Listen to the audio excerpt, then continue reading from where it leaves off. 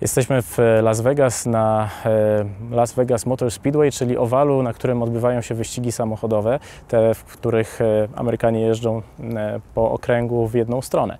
Ale przyjechaliśmy tutaj pojeździć samochodem, który potrafi też skręcać w prawo. Autem, który jest nowością w gamie, nowe BMW serii 2. Auto, które zastępuje jedynkę coupé, jest od niej trochę dłuższe, ma większy rozstaw osi. No i dzisiaj pojeździmy samochodem z najmocniejszym silnikiem. To jest M235i. Czyli auto z 6-cylindrowym silnikiem turbodoładowanym o mocy 326 koni mechanicznych. Wielkościowo teraz nowa dwójka coupé jest bardzo zbliżona do jednego z naszych ulubionych BMW w historii, czyli E46, a z tym silnikiem może być autem, które może nawiązywać do słynnej M3, ale o tym przekonamy się za chwilę.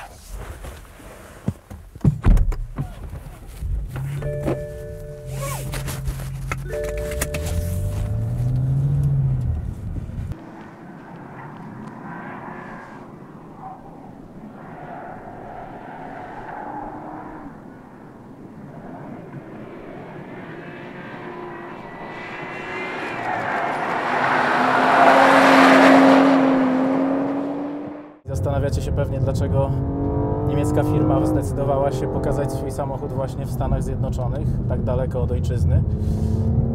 Okazuje się, że Niemcy przewidują, że około 1/3 całej produkcji BMW dwójki będzie sprzedawana właśnie w Stanach Zjednoczonych i dlatego ten rynek traktują priorytetowo. Samochód z najmocniejszym silnikiem, 326 koni mechanicznych, turbo doładowany. Jeszcze parę lat temu, gdyby inżynierowie BMW usłyszeli, że będą produkować wyłącznie samochody z turbodoładowanymi silnikami, pewnie popukaliby się w czoło, a tymczasem okazuje się, że wszystkie dwójki mają turbodoładowane silniki. Nie można już zamówić bez turbosprężarki, co jest dla wielu pewnie dużą ujmą dla marki, ale przypomnijmy sobie, że w latach 60. BMW stosowało przecież turbosprężarkę właśnie w podobnym samochodzie, w modelu 2002 i podobnym w hierarchii swojej produkcji.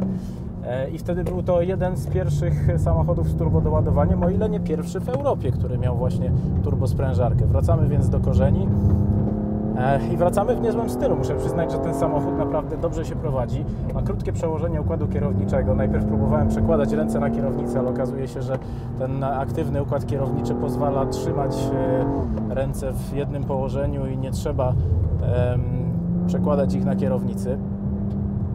Przód jest dość lekki, nie ma tego wrażenia nagłej podsterowności. Silnik kręci się bardzo swobodnie, 6,5 tysiąca obrotów na minutę. Hamowanie. Wersja 235 ma specjalnie wzmacniane hamulce, dlatego że jest to auto dużo większej mocy niż samochody z 4-cylindrowymi silnikami. No i stąd ten mocniejszy hamulec.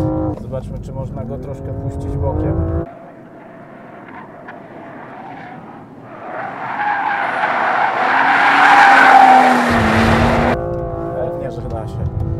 Samochód ma tylko elektroniczną szperę, ale można zamówić za dopłatą szperę mechaniczną i to jest cymes w tym samochodzie. Można sobie zamówić rozwiązanie, które pozwala na kontrolowane poślizgi właściwie na życzenie, a przy okazji poprawia też trakcję tego samochodu.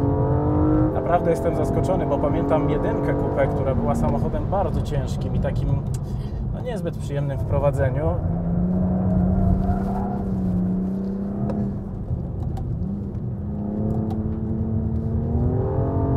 A tutaj tymczasem okazało się, że można zrobić auto, które prowadzi się dużo przyjemniej, dużo swobodniej.